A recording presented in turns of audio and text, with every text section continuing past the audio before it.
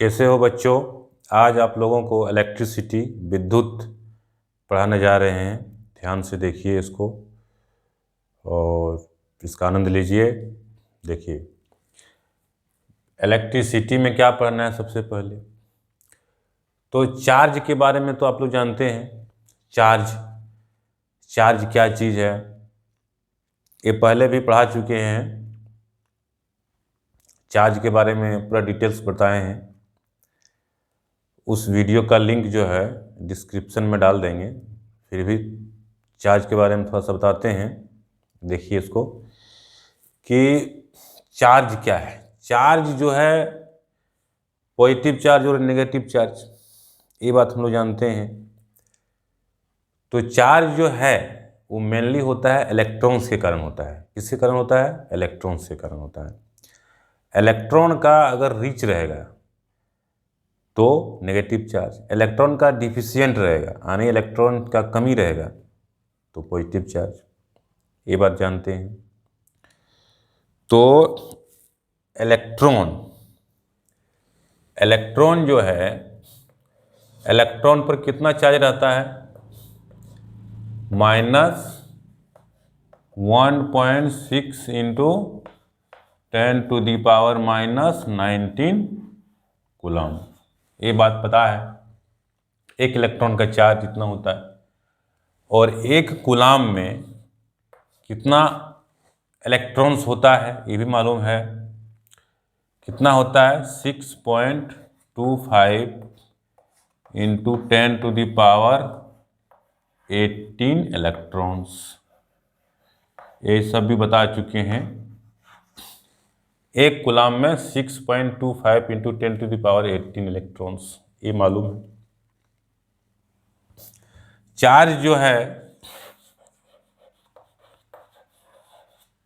एक पॉजिटिव है।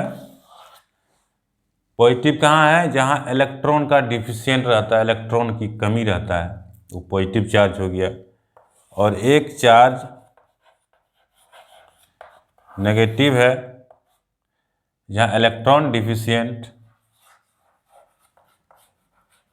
इलेक्ट्रॉन्स की कमी, इलेक्ट्रॉन्स की कमी हो गया पॉजिटिव चार्ज। और इलेक्ट्रॉन्स की अधिकता, रिच, अधिकता क्या हो गया? नेगेटिव चार्ज हो गया। ये बात मालूम है। तो हम लोग पढ़ेंगे विद्युत। तो सबसे पहले विद्युत में क्या पढ़ेंगे हम लोग? विद्युत धारा क्या है? विद्युत धारा क्या है? ये विद्युत धारा क्या है? तो आवेशों के प्रवाह को, आवेशों के प्रवाह, आवेशों के प्रवाह को विद्युत धारा कहते हैं।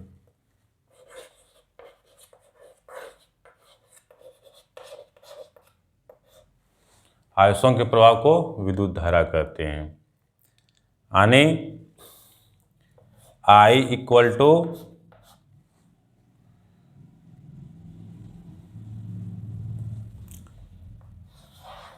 Q/T। आवेशों के प्रवाह को विद्युत धारा कहते हैं।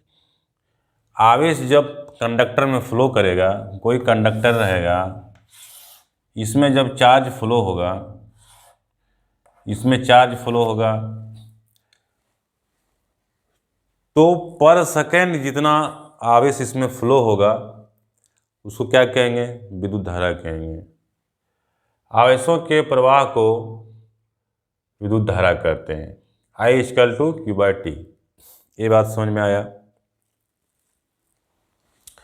एक ये फार्मूला भी हो गया, I equal to Q by T. और विद्युत धारा का मात्रक क्या है?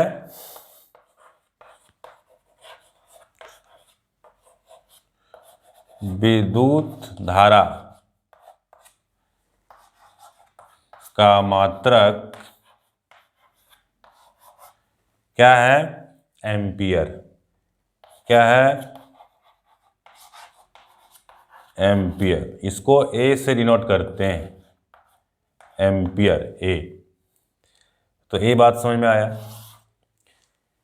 कि आवेशों के प्रवाह को विद्युत धारा कहते हैं, I equal to Q by T, और विद्युत धारा का मात्रक एम्पियर है।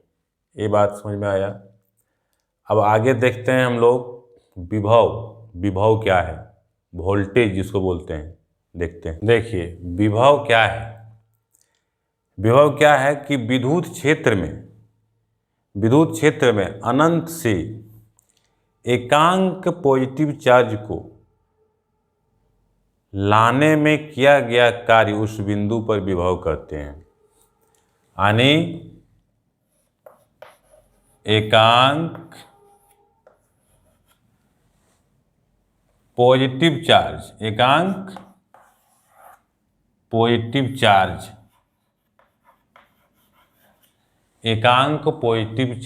को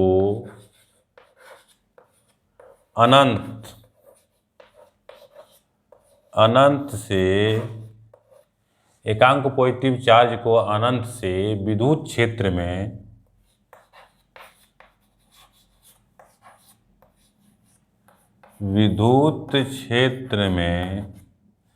एकांक पॉजिटिव चार्ज को अनंत से विद्युत क्षेत्र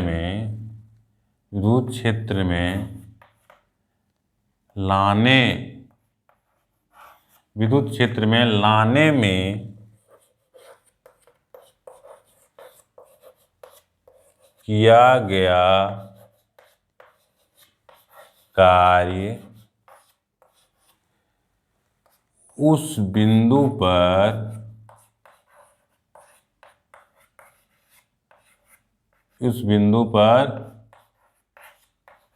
विभव कहते हैं।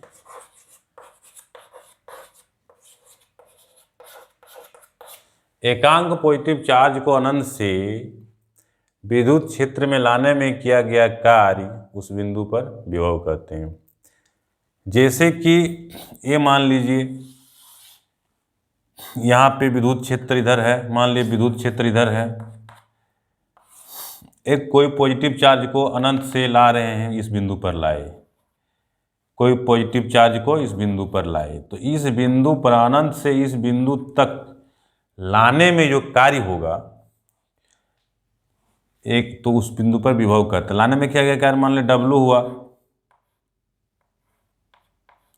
W कार्य हुआ कहाँ? विद्युत क्षेत्र में, अनंत से लाने में, तो उस बिंदु पर विभव करते हैं। तो विभव क्या हो जाएगा? V equal to W by Q। ये हो गया विभव। एकांक पॉजिटिव चार्ज को अनंत से विद्युत क्षेत्र में लाने में किया गया कार्य उस बिंदु पर विभव कहते हैं। अनंत से इस बिंदु तक लाए, तो यहाँ तक लाने में किया गया कार्य W है, तो इसको लाने में जो किया गया कार्य है उस बिंदु पर विभव कहते हैं। तो V equal to W by Q, यानी वर्क पर यूनिट चार्ज विभव कहते हैं। इसका मात्रक क्या है? वोल्ट। विभव का मात्रक वोल्ट है। विभव का मात्रक। प्रतिरोध, रेजिस्टेंस क्या है? तो प्रतिरोध चालक का वह गुण है जो धारा के प्रवाह का विरोध करता है। तो प्रतिरोध क्या है? प्रतिरोध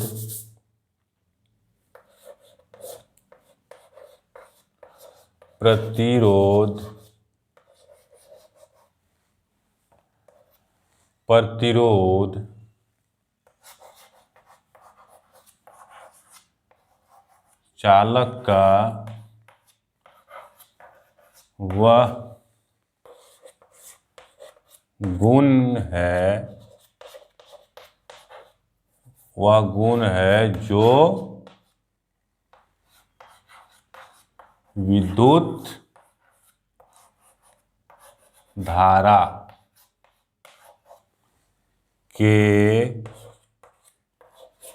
प्रवाह का विरोध करता है। ये बात समझ में आया कि प्रतिरोध क्या है? प्रतिरोध चालक का वह गुण है जो विद्युत धारा के प्रवाह का विरोध करता है। इसे R से सूचित करते हैं।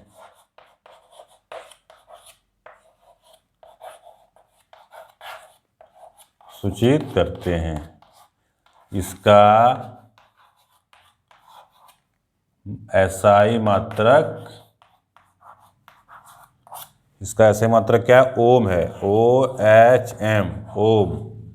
इसको सिंबल में लिखते हैं ऐसे, ओम, ऐसे लिखते हैं। कोई दिक्कत?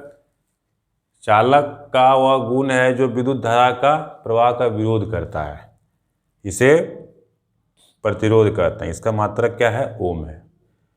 तो करंट पढ़े, धारा पढ़े, विभव पढ़े, प्रतिरोध पढ़े।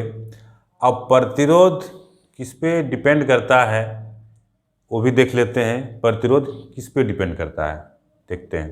प्रतिरोध जो है, कोई चालक है,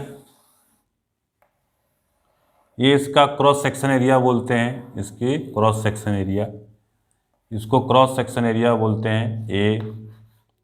ये इसका लेंथ है L। ये क्या है? चालक है, कंडक्टर।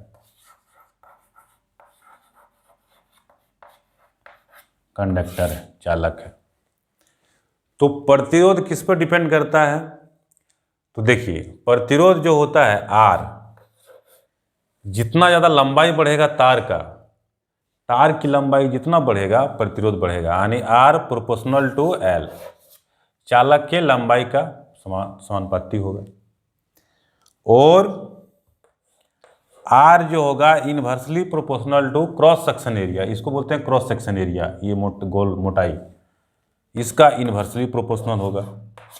जितना मोटा तार होगा प्रतिरोध उतना कम होगा, आराम से करंट उसमें बहेगा। ये बात समझ में आ रहा है? दोनों को मिलाएंगे हम लोग तो क्या बनेगा? दोनों को मिला देंगे तो R proportional to L by A, या फिर R इक्वल टू रो, इसको रो बोलते हैं, रो L बाय A। एक फार्मूला निकल गया। क्या निकल गया फार्मूला? ये एक फार्मूला निकल गया कि R equal to rho L by A। लंबाई बढ़ेगा तो प्रतिरोध बढ़ेगा, क्रॉस सेक्शन एरिया बढ़ेगा, ये क्रॉस सेक्शन एरिया बोलते हैं इसको, तार की मोटाई को। क्रॉस सेक्शन एरिया बढ़ेगा तो प्रतिरोध घटेगा। E हो गया रेजिस्टिविटी, प्रतिरोधकता। रो क्या हो गया? ये क्या हो गया? प्रतिरोधकता, रेजिस्टिविटी।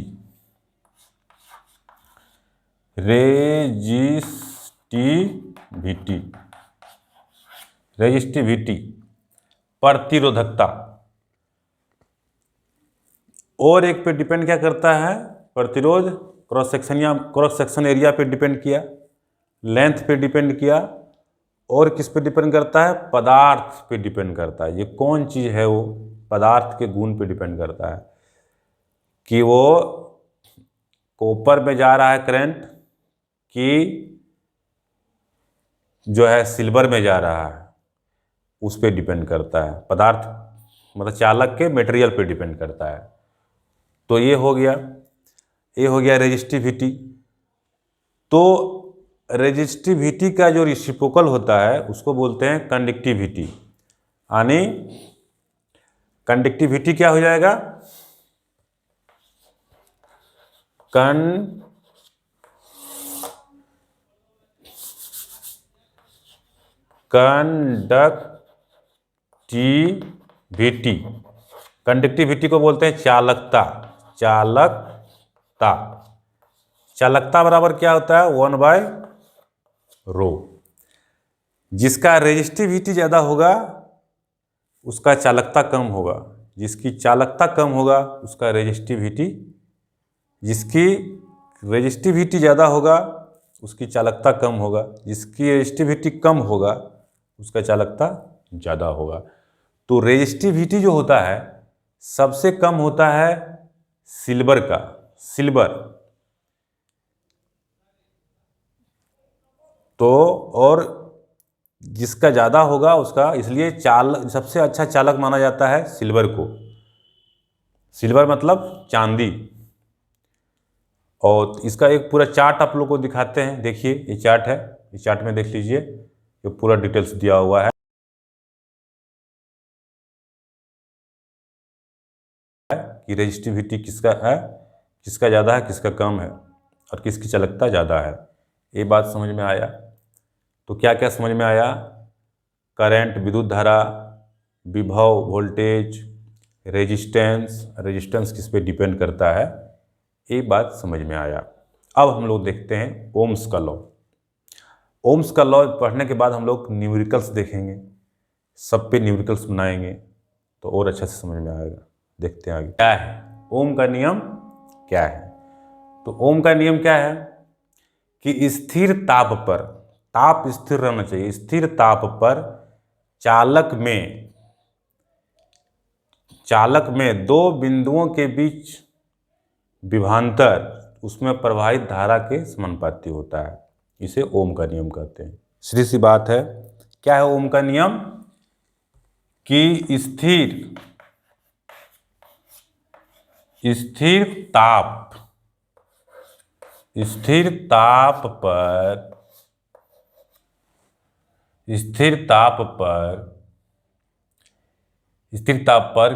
चालक स्थिर ताप पर किसी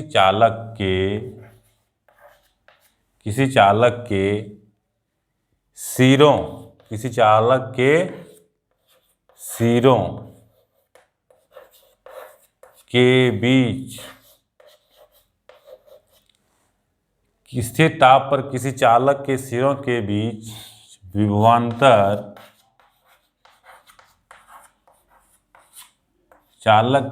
विभवांतर उसमें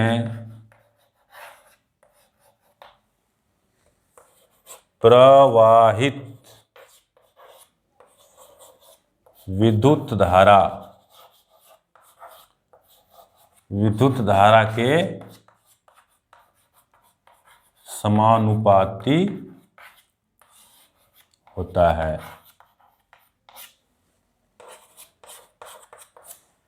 स्थिर ताप पर किसी चालक के सिरों के बीच विभवांतर उसमें प्रवाहित विद्युत धारा के समानुपाती होता है।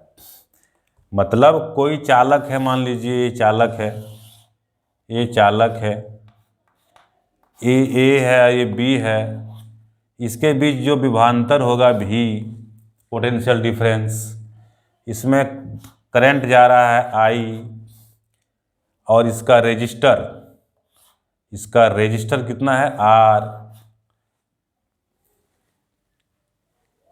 तो क्या होगा डेफिनेशन के अनुसार, नियम के अनुसार, कि भी प्रोपोर्शनल टू आई,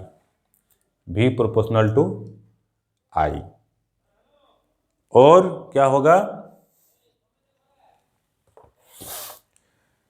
भी प्रोपोर्शनल टू आई, भी equal to I R. R क्या है? रेजिस्टर है, आर क्या है, रजिस्टर है, यानी प्रति रजिस्टर बोलते हैं। तो V equal to I R, ये निकल गया। ये एक फार्मूला भी निकल गया ओम्स का नियम से, V equal to I R. ये बहुत यूज होने वाला है, यूजफुल फार्मूला है। तो R क्या है, कांस्टेंट है। R क्या है, कांस्टेंट है। यहाँ पर R जो है कांस्टेंट है, कांस्टेंट है, स्थिर है, ताप स्थिर है। तो V equal to I R. यानी अगर पोटेंशियल डिफरेंस जो है विद्युत धारा के समानुपाती होता है, विद्युत धारा बढ़ेगा तो विभवांतर भी बढ़ेगा। इसको एक ग्राफ के माध्यम से अभी हम दिखाते हैं तो और समझ में आएगा। देखिए, ये देखिए, ये ग्राफ ले लिए तो क्या आया था, V proportional to I। V है वाई एक्सिस पे होगा, ये V हो जाएगा, ये एक्स एक्सिस पे होगा, I हो जाएगा। ये 0 है, मान लीजिए 1 एम्पियर, 2 एम्पियर, 3 एम्पियर, 4 एम्पियर लिए। तो इधर कितना लेंगे, 2 ampere, 2 volt, 4 volt, 6 volt, 8 volt, ये हो गया। इधर करंट है, एम्पियर में है, ये सब वोल्ट में है। और इसका ग्राफ कैसे होगा, ऐसे होगा, ऐसे ग्राफ होगा। इसमें क्या पता चल रहा है, इसमें पता क्या चल रहा है ग्राफ से, देखिए क्या पता चलेगा, अभी दिखाते हैं। अगर हम लोग 1 रखते हैं तो कितना है, यहाँ पे 2 है, 2 रखते हैं तो 4 है, ये अगर 3 रखते हैं तो 6 आया, यहाँ पे 4 रखेंगे तो 8 आया। तो अगर V रखेंगे 2, I कितना होगा, I हो जाएगा 1, 1 के लिए 2 है, तो कितना रेशियो निकला, 2। अब लेंगे 4, तो 4/2, 2 दूना 4, कितना निकला, 2। अब 6 को लेंगे तो 6/3 कितना होगा, 6/3 बराबर 2।